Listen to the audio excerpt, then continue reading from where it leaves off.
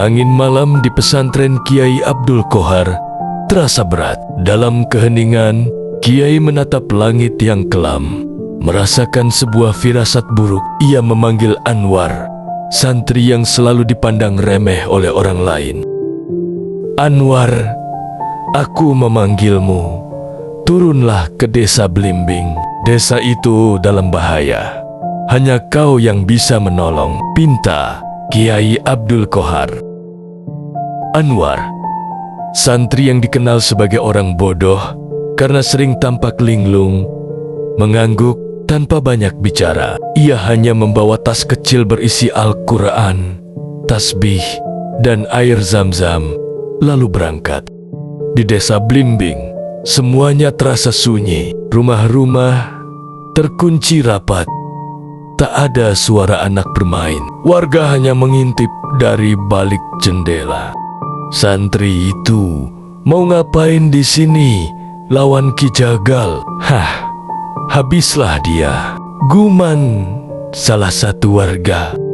Anwar tidak peduli. Ia terus berjalan menuju masjid yang sepi dan gelap, lalu duduk bersila. Dengan tenang, ia mulai berzikir, menyatu dengan keheningan malam.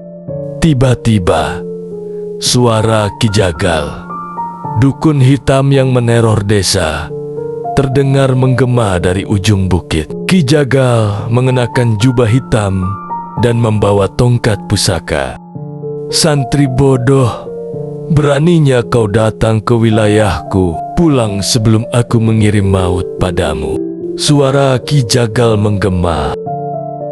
Anwar tetap tenang, zikirnya semakin kuat, seolah menantang kekuatan gelap. Batu-batu yang berterbangan tiba-tiba berhenti, angin yang mengamuk pun mereda. Mbah Karto, sesepuh desa, mendekati Anwar dengan wajah khawatir dan terburu-buru. "Jangan teruskan, nak. Ki Jagal itu bukan orang biasa. Dia punya ilmu hitam yang sudah lama menguasai desa ini," perintah Mbah Karto. Anwar pun menjawab santai, "Saya hanya datang untuk membantu, Mbah. Biarkan Allah yang mengatur segalanya." Ketika malam semakin larut, kabut pekat menutupi desa. Warga bersembunyi dalam ketakutan. Sementara Anwar tetap duduk di masjid, menunggu kehadiran Ki Jagal. Pertarungan besar antara kekuatan hitam dan cahaya yang tak tampak baru saja dimulai. Malam itu, kabut tebal menyelimuti desa Blimbing. Udara menjadi begitu dingin, menusuk tulang. Masjid tua tempat Anwar duduk bersila kini seperti terkurung dalam bayang-bayang gelap. Di kejauhan terdengar lolongan aneh, seperti tangisan bercampur tawa makhluk yang bukan manusia. Dari balik kabut, bayangan hitam muncul satu persatu. Itulah pasukan gaib Ki Jagal yang terdiri dari makhluk-makhluk tinggi besar, bermata merah menyala, berjalan menyeret kaki, mengeluarkan bau busuk menyengat. Mereka mengitari masjid, mengepung Anwar. Suara Ki Jagal menggema di udara. "Santri bodoh, lihat apa yang kau hadapi. Tak ada doa yang bisa selamatkanmu malam ini. Hancurkan dia." Pasukan gaib melompat menyerbu Anwar. Angin ribut berputar. Debu dan pasir berterbangan. Masjid tua bergetar seperti hendak runtuh. Anwar tetap duduk, menggenggam tasbihnya erat. Mulutnya membaca ayat suci dengan lirih, tapi pasti. Anwar berzikir pelan dan lirih, namun dengan penuh keyakinan. "Hasbunallah wa nikmal wakil, nikmal maula wa nikman nasir." Namun, kekuatan gaib itu begitu besar. Angin hitam menyerang tubuh Anwar. Dadanya terasa sesak.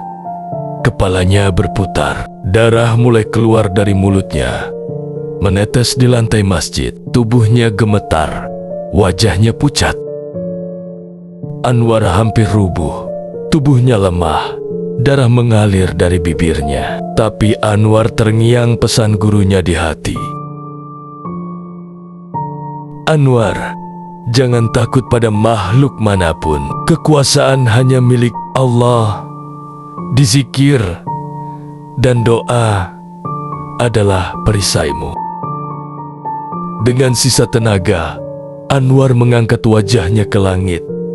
Kedua tangannya gemetar terangkat. Zikirnya kini lebih kuat. Suaranya menggema di malam gelap. Anwar bersuara serak, tapi penuh iman. Ya Allah, Engkau pelindungku, Engkau sebaik-baik penolong. Tiba-tiba, langit yang gelap disambar cahaya petir, kilat membelah malam. Pasukan gaib mengerang, tubuh-tubuh hitam itu terbakar cahaya, menghilang satu persatu menjadi debu. Di puncak bukit, Ki Jagal terkejut. Tongkatnya bergetar hebat. Tak mungkin, santri bodoh itu. Malam kembali hening. Kabut perlahan tersibak. Anwar terkulai lemah di teras masjid. Peluh bercampur darah di wajahnya. Namun ia tersenyum tipis. Bukan karena menang, tapi karena keyakinannya tak goyah. Layar gelap, suara lirih Anwar masih terdengar. Tiada daya dan kekuatan, kecuali dengan pertolongan-Mu, ya Allah. Langit malam di desa Blimbing kini terbelah. Kilatan petir dan suara guruh yang menggelegar menyertai pertempuran yang telah lama ditunggu. Ki Jagal berdiri di puncak bukit. Tongkat hitamnya berkilau dengan energi gelap. Wajahnya penuh kebencian. Matanya berkilau merah menyala.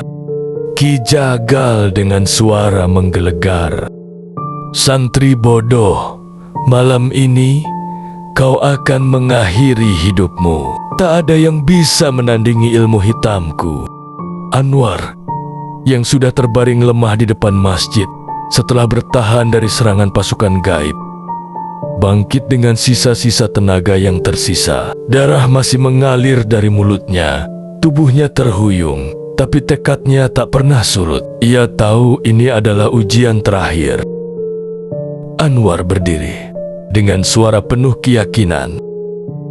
Tidak ada kekuatan yang bisa mengalahkan Allah. Aku hanya alatnya, dan aku tidak akan mundur.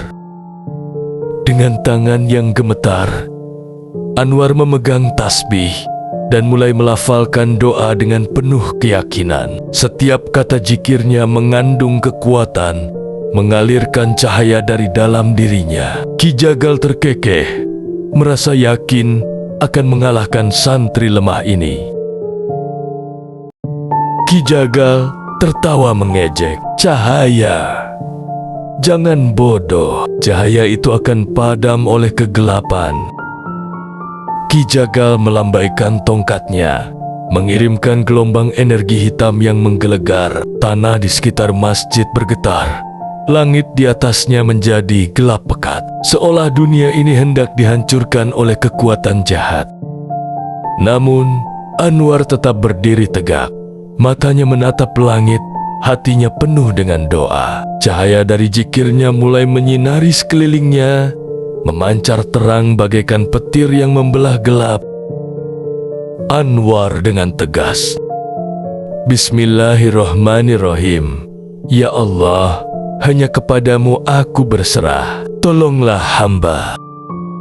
Cahaya yang memancar dari mulut Anwar mulai mengelilinginya. Semakin lama semakin kuat, hingga Ki Jagal terkejut. Tongkat hitamnya mulai terbakar. Kekuatan gelap yang biasanya ia kuasai mulai terguncang. Ki Jagal terkejut. Apa yang terjadi? Ini tidak mungkin. Dalam sekejap, Ki Jagal berusaha memanggil lebih banyak pasukan gaib. Tetapi cahaya dari zikir Anwar semakin menerangi tanah, menghancurkan pasukan itu satu persatu. Ki Jagal berteriak marah, "Kau takkan menang. Aku sudah menguasai dunia ini. Kau tak tahu siapa aku." Namun, Anwar tetap tak goyah. Dengan satu gerakan, ia melangkah maju, mengangkat kedua tangan, dan berdoa dengan sepenuh hati. Begitu zikirnya mencapai puncak, cahaya yang mengelilinginya mengarah langsung ke Ki Jagal, menembus kegelapan yang menguasai dirinya. Anwar dengan suara yang menggema, "Aku bersaksi tiada Tuhan selain Allah, dan Muhammad adalah utusannya. Pergilah, kegelapanmu." Ki Jagal terpekik, tubuhnya terbakar oleh cahaya yang datang dari Anwar. Dengan teriakan terakhir, Ki Jagal jatuh tersungkur ke tanah. Tubuhnya terbakar habis, meninggalkan hanya abu hitam yang tersebar di udara. Malam pun menjadi hening. Kabut hitam yang menyelimuti desa akhirnya menghilang. Desa Blimbing yang sudah lama hidup dalam ketakutan mulai kembali tenang. Warga yang sebelumnya bersembunyi kini keluar, menatap dengan heran.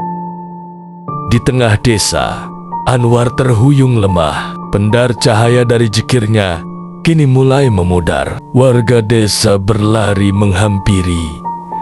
Beberapa dari mereka menangis terharu. Mbah Karto terseduh-seduh. "Subhanallah, ternyata kau bukan santri bodoh, Anwar. Kau adalah penyelamat kami. Kami salah menilai dirimu." Anwar tersenyum samar. Meski tubuhnya masih gemetar lemah, ia tidak membalas pujian itu. Karena bagi dirinya, ini semua adalah takdir dan bantuan dari Allah. Anwar dengan suara lembut, "Semua ini karena Allah. Bah, kita hanya hambanya. Jangan pernah takut pada yang gaib. Hanya Allah yang berkuasa." Saat itu, warga desa mulai merasakan kedamaian yang hilang selama ini.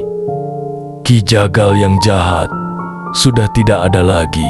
Desa Blimbing kembali hidup. Namun, Anwar hanya menatap ke langit, berdoa untuk keselamatan umatnya. Dengan langkah perlahan, Anwar mulai kembali ke gunung, tempat di mana ia berasal. Ia meninggalkan desa yang kini bebas dari teror, dengan hati yang penuh ketenangan. Sesampainya di pesantren, ia hanya berkata pada gurunya.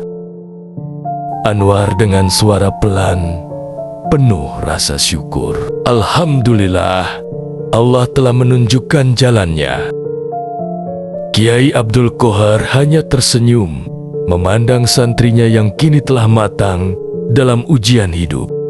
Kiai Abdul Qohar dengan bijak, santri yang sejati tidak dilihat dari kepintarannya Anwar, tapi dari kesabarannya dan keteguhan hatinya.